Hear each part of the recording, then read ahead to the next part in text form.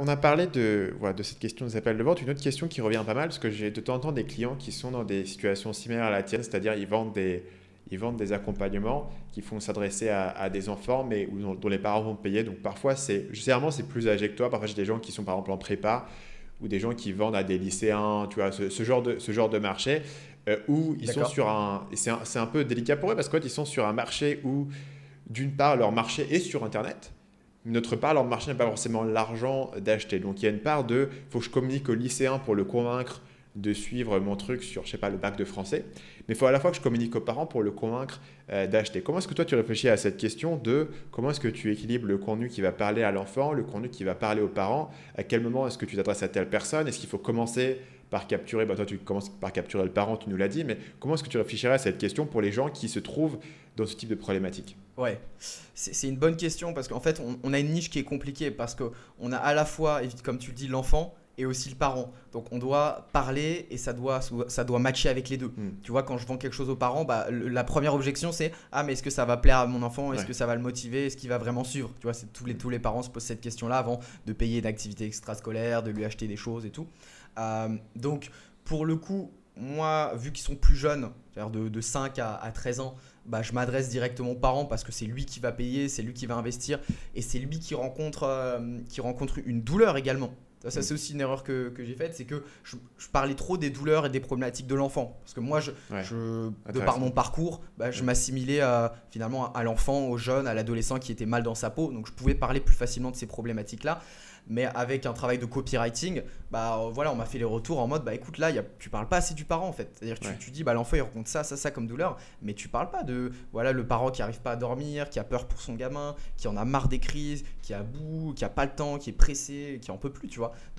Donc j'ai trouvé un bon mix. C'est-à-dire que maintenant, bah, le but c'est de mixer en fait entre, bah, tu accroches le parent tout simplement et tu lui dis: bah voilà, avec ton enfant, est-ce que tu rencontres cette difficulté? Donc là, tu peux parler, bah, par exemple, les disputes. Est-ce que ton enfant il a tendance à se dévaloriser, tu sais pas comment l'aider? En gros, je raccroche la problématique de l'enfant avec la Ouais. douleur pour le parent. Tu vois, donc Hmm. j'ai trouvé un mix à ce niveau-là. Et même sur YouTube, bah, c'était une question qu'on se posait de bah voilà quel contenu je crée. C'est-à-dire, est-ce qu'on crée des contenus que pour les parents? Même si moi ça me parle un petit peu moins comme je suis parent, mais on a des parents dans l'équipe, donc éventuellement je peux déléguer cette partie-là. Est-ce qu'on fait des contenus que pour les enfants? Tu vois, on joue à fond la carte de l'originalité. Et là, on est parti sur un format mix où en fait, bah, il y a deux visuels. Tu vois, sur les miniatures, il y a les miniatures bleues pour les parents, les miniatures oranges pour les enfants. Et c'est plutôt sympa, tu vois, ça fait Ok. un mix plutôt cool, quoi. Et du coup, comment est-ce que tu communiques cette différence entre le bleu et le orange? C'est explicite ou il faut que les gens le devinent en regardant tes vidéos?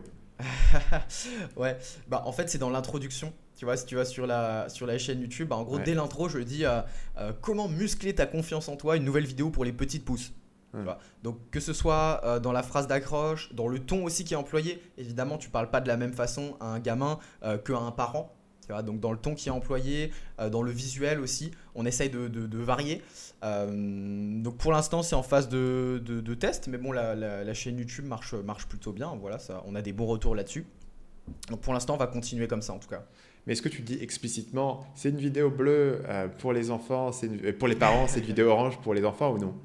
Tu le dis pas explicitement? Il faut que les gens le remarquent. Bah, non, je le dis pas Hmm. explicitement. Après, c'est compliqué sur YouTube, tu vois. Enfin, je pourrais le Ouais. mettre dans le titre. Je pourrais mettre dans le titre vidéo enfant, vidéo parent, mais ça casse un Ouais. petit peu la dynamique, je trouve, au niveau du titre, du SEO, au niveau, c'est plus très Ouais. impactant, je trouve. Donc le code couleur, c'est pas mal, le ton aussi, c'est pas mal. Et puis quand j'envoie un email pour faire la promo d'une vidéo, bah, je dis évidemment cette vidéo, nouvelle vidéo pour Ouais. les enfants, pour ta Ok. petite pouce ou pour les parents, parce que bah voilà, en tout cas même dans les emails, on tutoie aussi. Voilà, on tutoie aussi, Hmm. ça c'est une petite particularité aussi qu'on a quoi.